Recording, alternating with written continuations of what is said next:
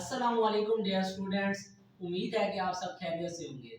आज के इस लेक्चर में मैं आपसे डिस्कस करूंगा 9th class English pairing scheme for exam 2024।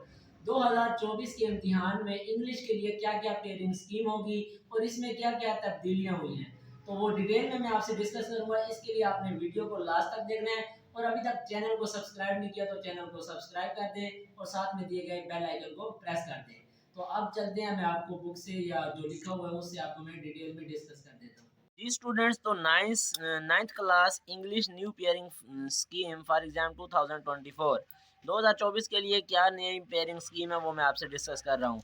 अब जो पेपर का आपका क्वेश्चन नंबर 1 होगा वो होगा एमसीक्यूज बेस। अब एमसीक्यूज आपके पास 19 होंगी, हर एक एमसीक्यूज 1 नंबर का होगा, तो 19 नंबर का जो पहला क्वेश्चन आपका होगा एमसीक्यूज का।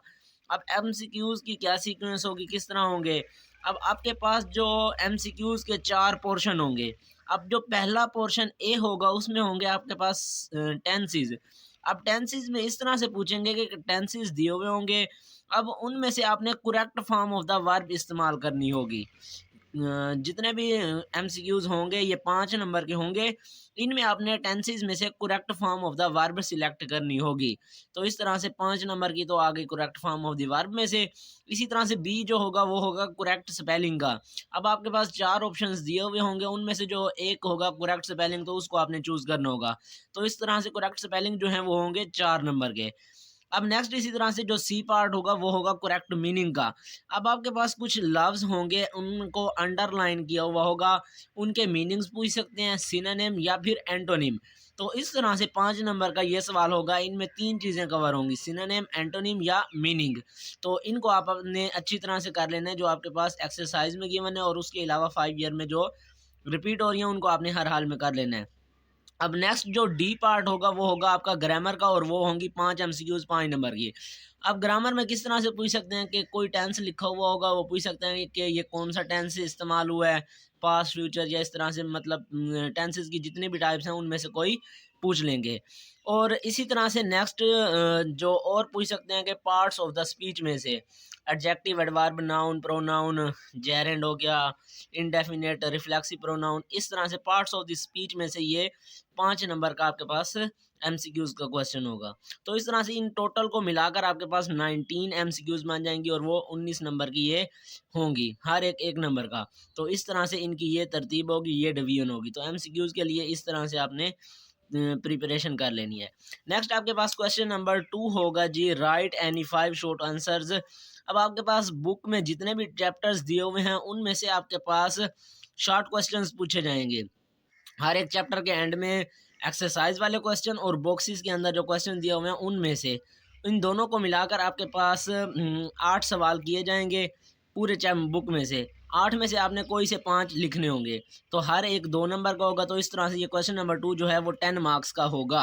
तो इस लिहाज से आपने चैप्टर्स के जितने भी शॉर्ट क्वेश्चंस हैं उनको अच्छी तरह से प्रिपेयर कर लेना है। मजीद गैस में मैं आपको कुछ सिलेक्टिव चैप्टर्स और क्वेश्चन बता दूंगा, वो आपने कर लेने हैं।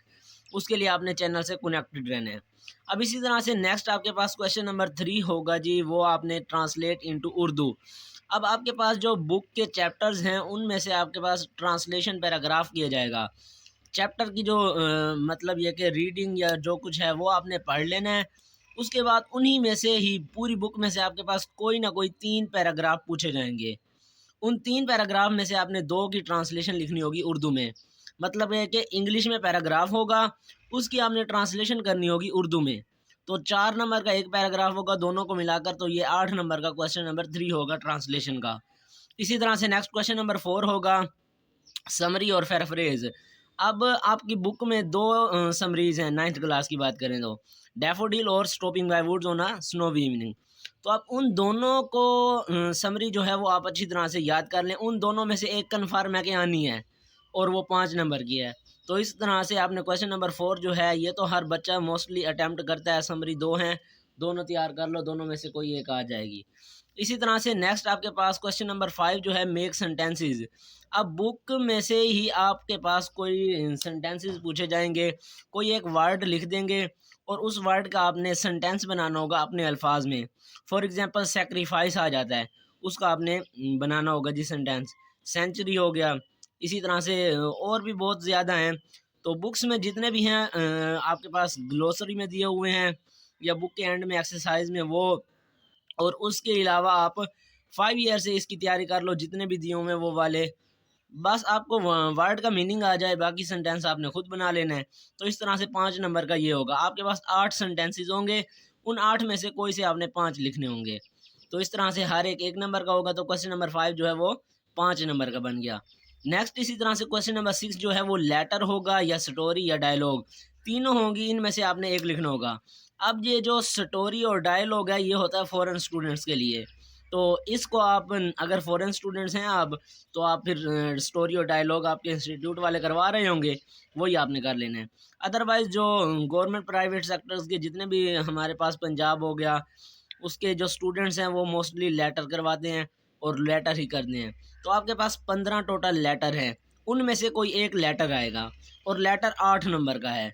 तो इस तरह से लेटर्स को आप अच्छी तरह से प्रिपेयर कर लो। लेटर को लिखने का आपका जो रूल्स हैं वो करेक्ट हों, तो फिर आपको अदर बॉडी में आपकी अगर मिस्टेक्स आ भी जाती हैं तो 5-6 नंबर मिल जाते हैं। अगर बॉडी भी ठीक है, लेटर लिखने का जो रूल्स हैं उनको फॉलो किया हुआ है, तो फिर आपको फुल मार्क्स भी मिल जाते हैं। तो इस तरह से लेटर्स आपने कंप्लीट सारे तैयार कर लेने, और लेटर के जो राइट करने के रूल्स हैं, रेगुलेशन, जो सारा कुछ वो मैं एक लेक्चर बनाकर आपसे वो डिस्कस कर लूँगा। अब इसी तरह से क्वेश्चन नंबर 7 आपके पास दिया हुआ जी, पैसेज। एक पैराग्राफ की सूरत में पैसेज दिया हुआ होगा। अब गिव 5 आंसर्स, उसमें से क्वेश्चंस पूछे जाएंगे। मतलब ये कि एक ऊपर पैराग्राफ दिया हुआ होगा, उसी पैराग्राफ से मुतल्लिक नीचे क्वेश्चंस होंगे। आपने उस पैराग्राफ को अच्छी तरह से पढ़ना होगा और उस पैराग्राफ में से ही क्वेश्चंस के आंसर ढूंढ कर वो लिखने हैं। तो ये भी ईजी ही है, बस थोड़ी बहुत ट्रिक है कि आप पैराग्राफ को अच्छी तरह पढ़ लें, समझ लें और उसी में से ही क्वेश्चन के जवाब दें। तो ये 10 नंबर का क्वेश्चन होगा। तो ये मोस्ट इम्पोर्टेंट है, इसको आप अच्छी तरह से कर लें। मतलब ये कि एक पैराग्राफ को पढ़कर समझकर आपने जवाबात लिखने होंगे। अब इसी तरह से नेक्स्ट आपके पास क्वेश्चन नंबर 8 होगा जी, ट्रांसलेट इनटू इंग्लिश। अब आपके पास उर्दू में फ़िक्रे दिए हुए होंगे, उनकी आपने इंग्लिश में ट्रांसलेशन करनी होगी। एनी 5 आपके पास 8 दिए हुए होंगे, 8 में से आपने कोई से 5 के आंसर्स लिखने हैं। मतलब ये कि इंग्लिश में उनकी ट्रांसलेट करके लिख देनी है। तो हर एक 1 नंबर का होगा, तो ये टोटल मिलाकर आपके पास 5 नंबर का ये क्वेश्चन नंबर 8 बन जाएगा। और इसी तरह से नेक्स्ट आपके पास लास्ट क्वेश्चन है जी 9, चेंज द वॉइस। आपके पास एक्टिव वॉइस या दिए हुए होंगे, उनको आपने पैसिव वॉइस में कन्वर्ट करना है। या फिर इस तरह से हो सकता है कि पैसिव वॉइस आपके पास दिए हुए हों, उनको आपने एक्टिव में चेंज करना हो। तो पैसिव वाला एक्टिव में कन्वर्ट करने के लिए एक आधा आ सकता है, वैसे ओवरऑल ज़्यादातर एक्टिव ही होते हैं, उनको आपने पैसिव में कन्वर्ट करना होता है। ये भी आपके पास 8 दिए हुए होंगे, 8 में से कोई से आपने 5 को लिखना होगा। तो एक्टिव वाइज पैसिव वाइज कुछ रूल्स हैं, उनको आपने फॉलो करके ही लिखना है। तो इस तरह से ये आपका 9th क्लास इंग्लिश का पूरा पेपर पैटर्न पेयरिंग स्कीम हो गई फॉर एग्ज़ाम 2024, जो कि मैंने आपसे डिटेल में डिस्कस कर ली है। होप सो आपको ये समझ आ गई होगी और आप पेपर्स में आसानी से तैयारी कर सकते हैं और अच्छे मार्क्स हासिल कर सकते हैं। तो उम्मीद है कि आपको ये वीडियो लेक्चर समझ आ गया होगा। वीडियो पसंद आई है तो वीडियो को लाइक कर दें, ज़्यादा से ज़्यादा शेयर कर दें अपने क्लास फेलोज़ तक, दोस्तों तक, रिलेटिव्स जो भी 9th क्लास के स्टूडेंट हैं उन तक इसको ज़रूर शेयर करें, ताकि वो भी इससे फ़ायदा हासिल कर सकें और एग्ज़ाम्स में अच्छे मार्क्स हासिल कर सकें। तो दुआ है कि अल्लाह ताला आप सबको कामयाब करे। होप सो आपको वीडियो पसंद आई होगी। मिलते हैं नेक्स्ट लेक्चर में, तब तक के लिए अल्लाह हाफिज़।